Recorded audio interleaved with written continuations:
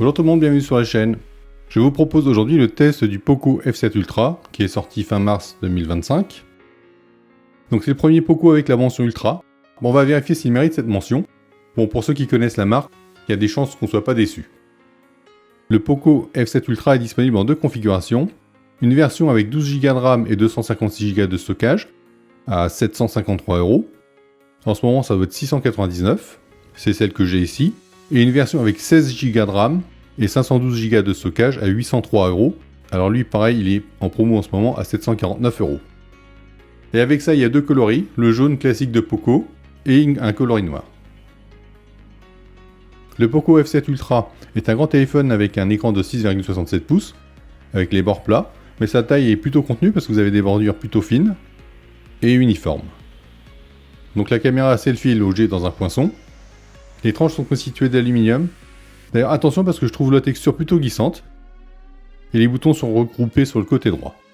Alors dans sa version jaune, le dos est entièrement en verre, avec un motif en surbrillance autour du bloc photo. Et la texture du verre est douce et ne laisse pas apparaître de traces de doigts.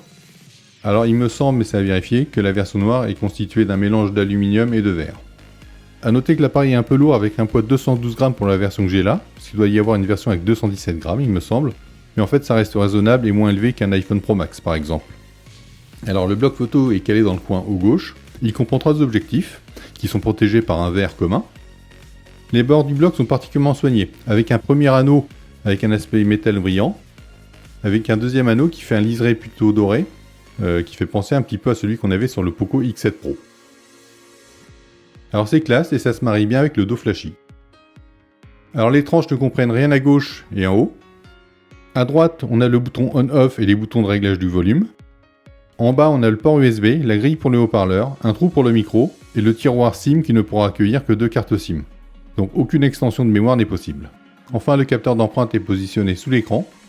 Il est du type ultrasonique, ce qui dans mon cas le rend moins efficace que celui du Poco X7 Pro par exemple. Mais rassurez-vous, globalement ça va et je le trouve plus performant que celui du S25 par exemple. Alors en matière de protection du boîtier, l'écran est protégé par un verre Poco Shield Glass, avec un film posé dessus en usine. Alors je tiens à préciser que j'ai lu que ce verre était un équivalent au Gorilla Glass Victus 2, mais je n'ai trouvé aucune donnée qui permet de le comparer. Donc j'ai un petit doute quand même sur sa qualité. Le boîtier a une certification IP68, ce qui le rend submersible jusqu'à 2,50 m pendant 30 minutes. Vous trouverez dans la boîte une coque grise qui masquera entièrement le coloris du dos.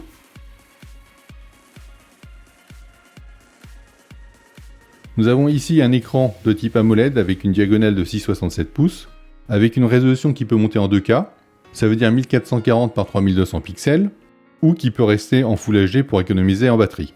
Alors pour ma part, j'ai pas senti de différence entre les deux définitions, s'il y a une différence, c'est très subtil.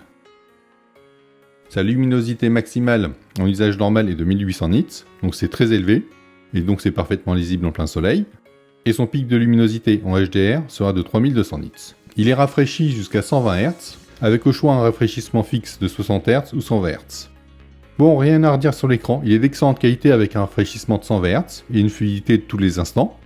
Alors par contre, étant donné la mention Ultra dans son nom, on pourra lui reprocher de ne pas permettre une réduction de la fréquence en dessous de 60 Hz pour économiser un peu plus la batterie. Concernant le son, nous avons droit à 2 haut-parleurs, avec un son stéréo. Par contre, on va reparler de sa mention Ultra, car en fait le son est correct, mais pas au niveau d'autres appareils haut de gamme.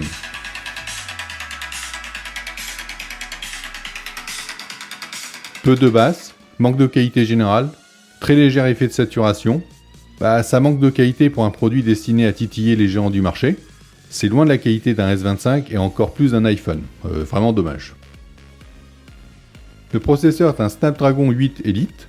Alors c'est pas compliqué, c'est le processeur le plus puissant chez Android en ce moment, avant l'arrivée de sa deuxième version.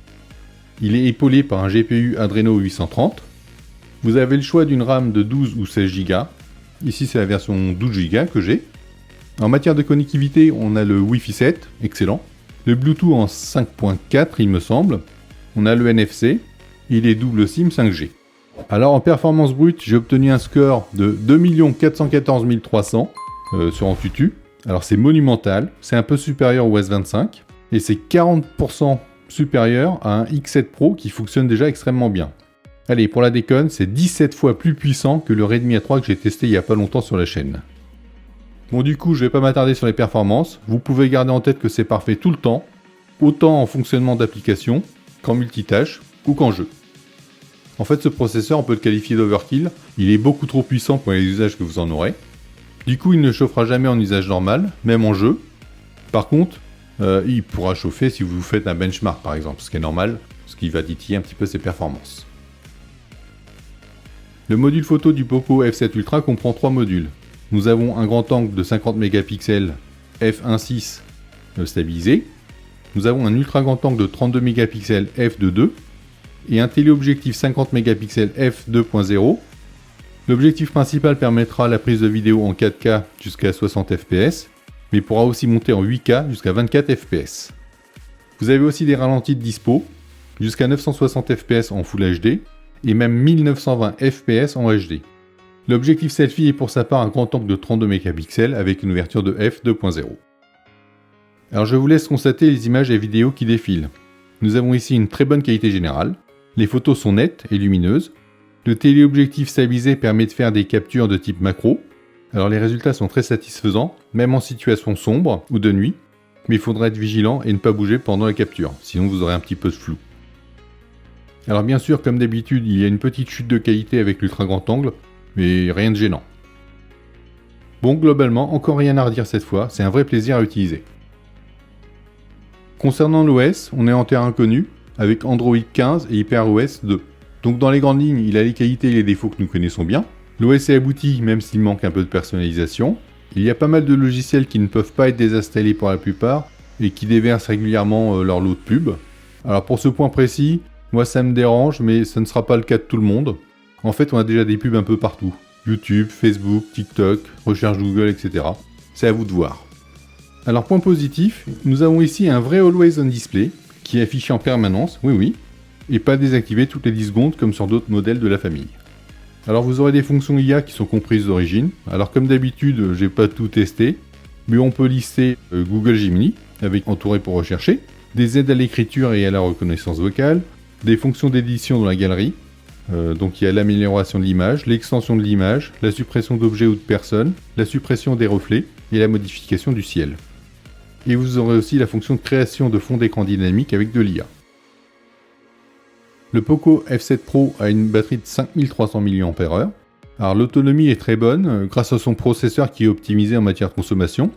Vous tiendrez 2 jours sans problème avec un usage assez soutenu. La charge filaire est très rapide avec une puissance max admissible de 120 watts. Attention par contre, il faudra le chargeur de la marque pour en profiter. Et vous pourrez alors viser une recharge complète en moins de 40 minutes.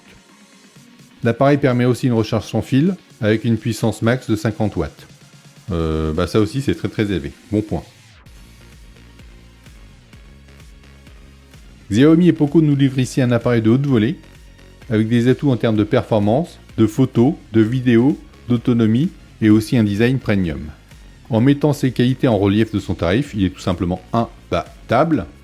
Il a bien des points avec moins de réussite comme l'écran qui ne descend pas en dessous de 60 Hz, les haut-parleurs qui délivrent un son moyen ou encore les publicités forcées de l'OS, mais pour moi tout cela reste acceptable étant donné toutes ces qualités. Par contre, si vous voulez aller chez Poco, mais que le design arrière de ce téléphone et le téléobjectif ne vous intéressent pas, vous pouvez envisager de partir sur le Poco X7 Pro. Alors il est un peu moins puissant, mais les performances sont déjà très élevées, et tout ça pour un tarif qui est nettement inférieur, je vous laisse réfléchir. Eh bien le test de cette bête de course est terminé, j'espère que le test vous sera utile. N'oubliez pas de vous abonner et de liker si cette vidéo vous plaît.